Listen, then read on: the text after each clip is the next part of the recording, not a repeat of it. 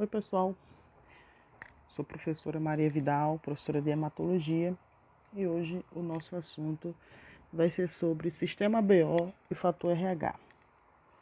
Para a gente entender um pouco sobre esse sistema, sobre o fator RH, nós precisamos entender um pouco sobre o início da conversa. No ano de 1900, um médico chamado Karl Landstein, ou seja, lá no início do século XX, ele fez com que algumas amostras de sangue de diversas pessoas, né, se misturassem. E aí ele percebeu, e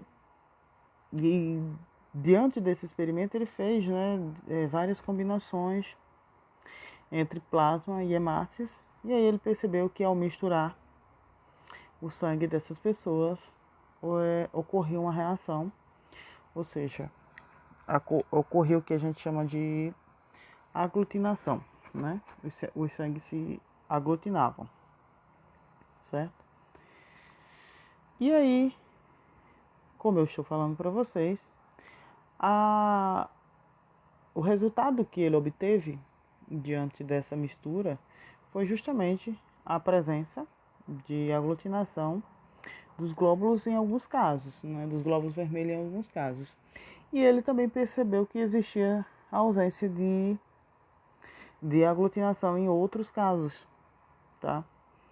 E aí ele continuou dessa forma os estudos e foi descoberto que os seres humanos eles possuíam 3 grupos sanguíneos, né? O A, o B e o O, certo?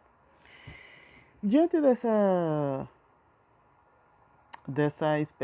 experiência que ele teve, ele foi percebendo o porquê, ele foi conseguindo justificar, ou seja, explicar o porquê que tantas pessoas, antes dessa descoberta, morriam quando faziam algum tipo de transfusão de sangue, né?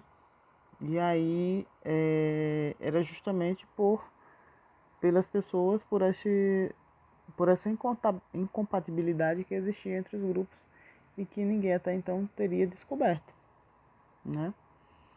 Então, o sangue AB, para fechar o nosso sistema, ele foi descoberto um pouco mais, poucos anos depois, né? Por colaboradores que trabalhavam junto nesses estudos de pesquisa do médico Landstein. E aí ele é um tipo sanguíneo um pouco mais raro. E ele foi descoberto uns anos depois, certo? E aí, eu não sei se vocês já fizeram essa pergunta, ou se já chegaram a ouvir alguém falar sobre esse sistema BO, enfim. Mas qual é que é a diferença que existe entre o sangue A, B, AB e O? Vocês já fizeram essa pergunta para vocês mesmos? Qual a diferença que existe? Então, pessoal, para a gente poder entender um pouco sobre esse assunto, eu preciso que vocês façam novamente, como eu sempre faço nas minhas aulas, uma conexão com as aulas anteriores. Então, nossa aula anterior foi sobre sangue, né? Sobre células sanguíneas e sobre o plasma e sobre os elementos que compõem o sangue, que são as células. Porque eu acho que vocês vão de concordar comigo que para a gente entender sobre classificação sanguínea, a gente tem que, no mínimo, saber um pouco sobre sangue e sobre sua composição, mesmo que seja o básico. Mas a gente tem que saber, no mínimo, quais células compõem o sangue, certo? Então, isso a gente já fez na aula passada. A gente já fez essa compreensão e agora iremos novamente fazer uma conexão com a nossa aula anterior, tá? Então, como eu falei para vocês, como eu perguntei inicialmente, qual que é a diferença entre esses tipos de sangue? Né? O que é que diverge um do outro? O sangue humano possui uma parte líquida E qual seria essa parte líquida? Qual a parte fluida do sangue que a gente aprendeu na videoaula anterior? Se chama plasma, pessoal. Então, o nosso plasma é a parte líquida do nosso sangue e que nele nós vamos encontrar as aglutininas, tá? Que essas aglutininas são de dois tipos, o que a gente chama de aglutinina tipo anti-A e aglutinina anti-B. Que essas duas aglutininas que estão presentes no nosso plasma, elas vão atuar como anticorpos, né? Que nós também vimos na videoaula passada o que seriam anticorpos, né? Então, essas aglutininas anti-A e anti-B vão atuar como anticorpos contra os aglutinogênios. Então, aí eu preciso que vocês se liguem em duas classificações. O que são aglutininas e o que são aglutinogênio. Porque aí, a partir da compreensão de vocês sobre essas duas definições, é que nós vamos poder avançar, tá bom? Mas o que é que vai acontecer? Essas aglutininas, a anti-A e a anti-B, vão atuar contra os aglutinogênios. E aí, o que seria aglutinogênio? Aglutinogênios nada mais são do que proteínas que estão presentes na superfície das nossas hemácias, que são as células vermelhas do nosso corpo, do nosso sangue. Quais são os tipos de aglutinogênio que nós temos? Nós temos dois tipos de aglutinogênio, o A e o B, tá? Então, esses são os dois tipos de aglutinogênio, tá? Então, sendo desta forma, a gente já pode concluir a classificação, de alguma forma, de certa forma. Penso eu que vocês sabem que existe 4 tipos de sangue. O sangue A, o sangue B, o sangue AB e o sangue O, tá? Então, vamos lá. Neste quadro aqui, vocês podem perceber que nós temos o sangue A, B, AB e O. E nós temos nesse quadro do meio os aglutinogênios. Então, uma pessoa que possui sangue do tipo A, certo? Automaticamente, esta pessoa vai ter o aglutinogênio nas suas hemácias do tipo A. Por isso, a denominação. Uma pessoa que tem o sangue B, automaticamente, ela vai ter o aglutinogênio do tipo B. Mas aí a pergunta que eu deixo para vocês.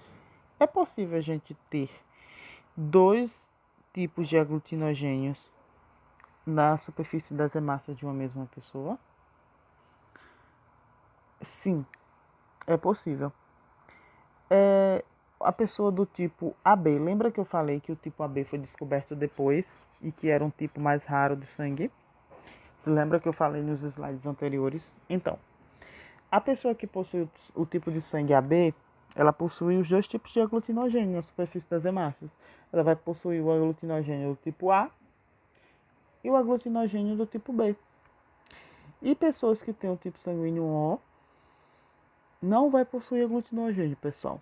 É justamente, antigamente, quando estavam estudando para fazer a definição do sistema BO, perceberam que as pessoas desse tipo sanguíneo eles não tinham a presença de nenhum tipo de aglutinogênio.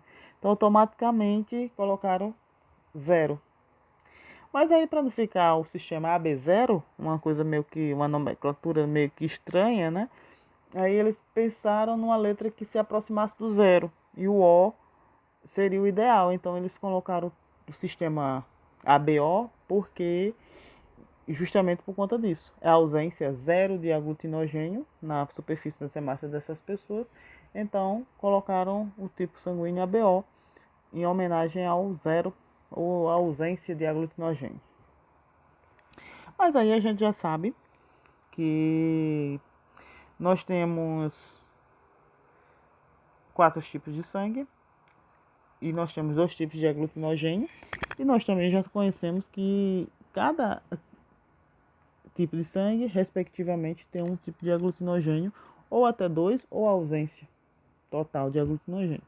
A gente já aprendeu isso agora.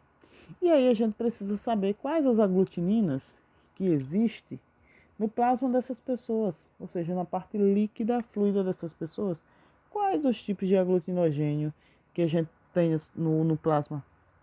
Pessoas do tipo A, elas vão ter aglutinina ou anticorpo do tipo anti-B. Mas se eu tenho um aglutinogênio do tipo A e eu tenho o tipo sanguíneo A, por que eu tenho que ter uma aglutinina do tipo anti-B? Aí é onde a gente começa a pensar que a gente está pensando, quando a gente fala em aglutinina, anticorpo, a gente não está pensando a gente está pensando num possível momento de uma transfusão sanguínea. Então, a pessoa que tem o tipo A, ela jamais, pessoal, poderia receber sangue do tipo B, certo? E aí, por isso que ela precisa ter aglutinina anti-A, porque se um dia ocorrer, anti-B, se um dia ocorrer, o próprio corpo por si já vai manifestar sinais de que algo está errado. E aí, a gente precisa ter. Imagine só, se você tivesse uma pessoa do grupo A, tivesse aglutinina do tipo anti-A. Toda vez, se ela precisasse de sangue, ela fosse receber uma transfusão sanguínea do tipo A e ela tivesse aglutinina do tipo A. Ou seja, vem para imaginar que esse tipo de anticorpo ia atacar as células, as próprias células, sendo do mesmo grupo sanguíneo que elas estariam recebendo. Então, por isso que tem que ter sempre, geralmente, quem tem aglutinogênio do tipo A vai ter a aglutinina do tipo anti-B. E assim ocorre também para as pessoas do grupo sanguíneo B. Tem aglutinogênio do tipo B e aglutinina anti-A. Aí eu faço a pergunta para vocês, e as pessoas, esse grupo tão raro que é o grupo AB, elas possuem aglutinina? Tendo em vista que elas possuem os 2 tipos de aglutinogênio? Não, pessoal, elas não possuem aglutinina. Por quê? Porque elas podem receber tanto de ambos, tanto de A quanto de B. Imagina se ela tivesse os 2 tipos de aglutinina, ou tivesse apenas um tipo. Como é que seria? Ela não ia poder receber do outro tipo, sendo que ela possui os aglutinogênios? Veja bem, pessoas do grupo O, a gente já discutiu que não tem nenhum tipo de aglutinogênio, por isso que o nome é O, porque era zero de aglutinogênio, então para não ficar sistema B0, ficou sistema BO. Mas aí, essa pessoa possui aglutinina? Sim, possui as 2 aglutininas. Por quê? Porque ela não pode receber sangue nem do tipo A, nem do tipo B e nem do tipo AB. Os portadores desse tipo sanguíneo, eles só poderão receber sangue deles mesmos, do próprio grupo, certo? Aí, pessoal, eu pergunto a vocês, a gente tem um outro sistema dentro para classificação sanguínea, que é o fator RH, né? Então, continuando nosso estudo sobre o sangue humano, a gente precisa entender se uma classificação sanguínea ela é determinada apenas pelo sistema BO ou se tem um outro fator que influencia essa classificação. Então, Landestein e os colaboradores deles descobriram que além dos aglutinogênios, vejam só essa parte do slide, que além dos aglutinogênios A e B, o grupo possuía também outros anticorpos que faziam reagir um tipo de sangue contra ele mesmo. Olha só. Tinha anticorpos dentro das testagens que eles estavam fazendo que reagia tipo sangue A com ele mesmo. E esses anticorpos, Mais tarde eles foram estudando e descobriram, pessoal, e deram o nome de RH, né? Vejam bem,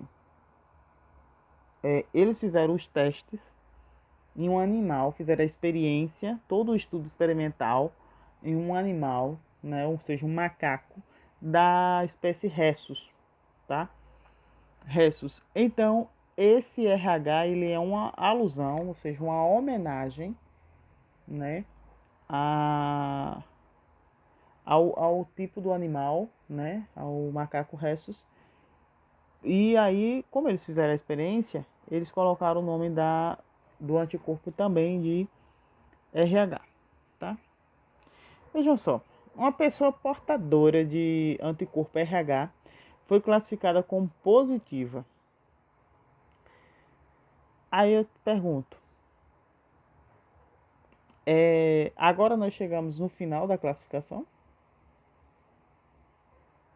Acredito que nesse sistema sim, porque aí ele já uma coisa complementa a outra. O fator RH complementa o sistema BO, certo? Não adianta eu dizer que o sangue ele é A, mas aí eu vou ter que saber se existe a presença desse gene D na superfície das hemácias também, para dizer se é positivo, ou se existe a ausência para dizer que é negativo.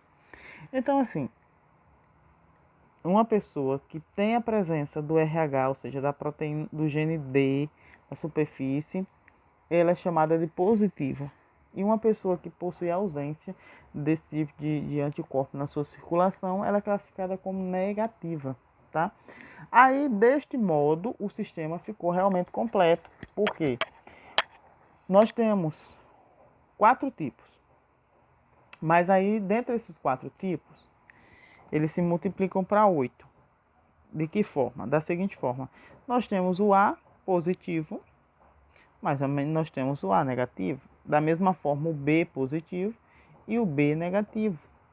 O AB positivo e o AB negativo. Então, parem para imaginar que a mesma coisa ocorre com o O positivo e o O negativo.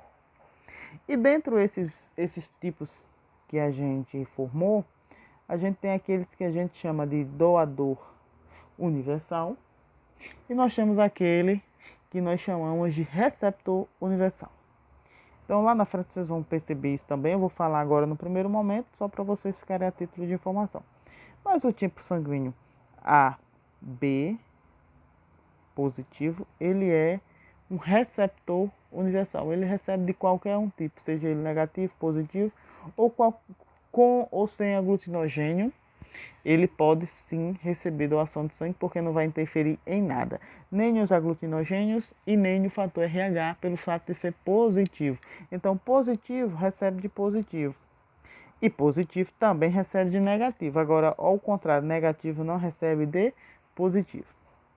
E nós temos também um outro tipo de sangue muito importante que nós chamamos de doador universal. É o sangue O negativo, certo? Então o O negativo ele não tem aglutinogênio, ele não vai ter incompatibilidade e ele pode doar sim para qualquer um tipo sanguíneo que não vai ter problema no fator RH e nem no sistema BO, tá certo? Então, vejam bem, uma pergunta aqui para a gente encerrar essa videoaula e darmos continuidade ao assunto em uma próxima oportunidade. A compatibilidade sanguínea, né, é definida só pelo sistema BO? Não, pessoal, não é. A doação de sangue é determinada por aglutinogênios, né, e suas respectivas aglutininas, além do fator RH. Então, quando a gente vai fazer uma doação, uma transfusão de sangue, a gente vai ter que olhar para o aglutinogênio daquela pessoa, as aglutininas, que são os anticorpos, e nós vamos ter que olhar também para o fator RH. Então, esta definição é através desses 3 parâmetros, tá certo? Então, se lembrem, uma pessoa com um tipo de aglutinina não pode receber aglutinogênio correspondente. Foi aquilo que eu estava explicando para vocês nesta tabelinha aqui. Quem tem um aglutinogênio não pode receber a aglutinina correspondente, ou seja, quem tem A não pode receber a aglutinina do tipo anti-A. Então é isso que eu quero dizer aqui quando eu falo uma pessoa do tipo com um tipo de aglutina não pode receber aglutinogênio correspondente, tá? Então por hoje a gente fica por aqui. Eu vou voltar trazendo o restante desta videoaula para a gente resolver as questões que tem lá no final do slide, tá bom? Muito obrigado pela atenção de vocês. Fiquem com Deus.